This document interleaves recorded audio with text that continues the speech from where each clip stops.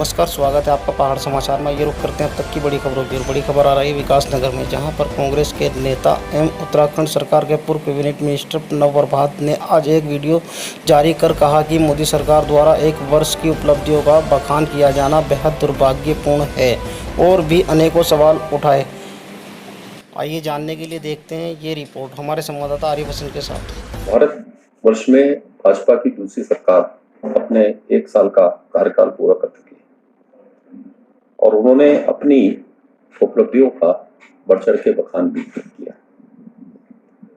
मैं अगर इसका आकलन करूं तो सिर्फ एक शब्द में कह सकता हूं कि वो जो चाहते थे वो उन्होंने करके दिखा दिया। और भारत को कितना फायदा होगा ये तो निकट भविष्य में ही पता लगेगा। उनकी एक उपलब्धि कश्मीर में 370 को हटाया जाना है।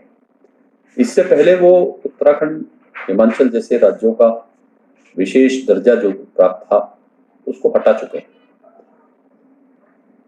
370 को हटाने के बाद स्थितियां अभी तक सामान्य नहीं है।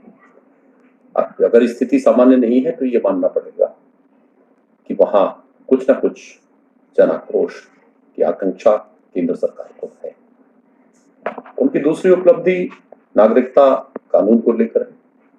इस कानून के बनने से भारत में केवल भ्रांति फैली और विभाजन की मानसिकता को बढ़ावा मिला।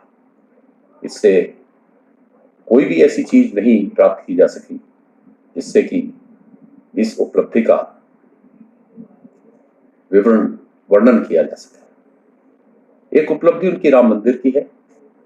लंबे समय से एक विवाद था और यह इसे राजनीतिक रूप दिया गया।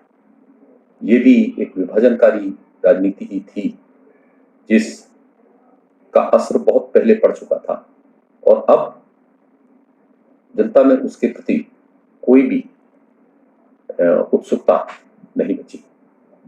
एक उपलब्धि चीफ ऑफ डिफेंस स्टाफ की पद की सृजन है। हो सकता है उससे एक वरिष्ठ अधिकारी को सम्मान मिला और एक सामान्य फौजी की क्या स्थिति है और भूतपूर्व फौजियों की क्या स्थिति है, अगर हम इसके साथ आकलन करें तो तस्वीर दूसरी सामने आती है। भारत की आन बान शान की काफी बात की गई।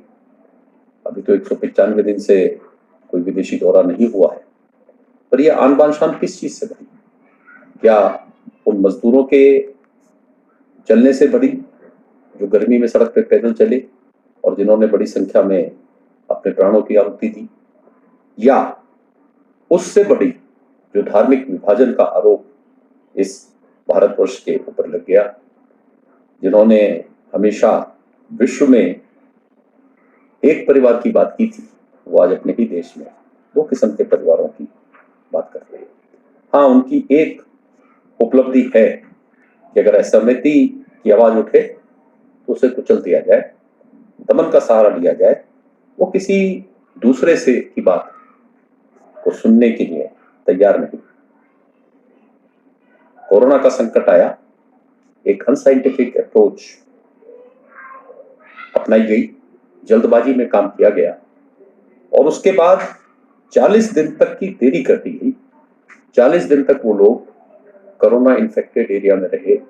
ये 40 दिन पहले इनको वहां से निकाला जा सकता था और जब इतने लंबे समय तक वो इन्फेक्टेड एरिया में रहेंगे तब अचानक उनको गांव तक जाने की व्यवस्था कर दी। भारत सरकार कोविड की जांच की व्यवस्था भी नहीं कर सकती। राज्य सरकार की स्थिति जो हम उत्तराखंड में देख रहे हैं, जो हम अपने विकासनगर क्षेत्र में देख रहे हैं, वो ये है कि जो कुछ भी किया वो जन सहयोग से किया। जन सहयोग का मतलब सामान्य आदमी से पैसा लिया गया और उसी से यहाँ ठहरे हुए लोगों की खाने पीने की व्यवस्था की गई। हमने हॉस्पिटल्स में बढ़ती हुई सुविधाओं को नहीं देखा है और इस अपार जन सहयोग को उन्होंने इस उपलब्धि के रूप में रख लिया कि मोदी जी ने कहा और भारतवर्ष मानने को मजबूर हो गया। वो भारतवासियों की उस मानसिकता को, जो मानवता की सेवा की मानसिकता है, उसका आभार भी व्यक्त नहीं कर सके। जितनी उपलब्धियां हैं उनसे भारत की आर्थिक विकास से क्या संबंध है, ये सोचना होगा। क्या हमारे नौजवान अपने भविष्य को लेकर आशान्वित हैं या बेरोजगारी को लेकर चिंतित हैं, इस पर विचार करना होगा। ये एक अल्पज्ञानी के विचार हैं और महत्वपूर्ण है कि ऐसा क्यों है कि भारतवर्ष में ऐसे फंड बनाए जा रहे हैं जिनके बारे में कोई प्रश्न नहीं उठाया जा सकता। यहां पारदर्शिता होनी चाहिए।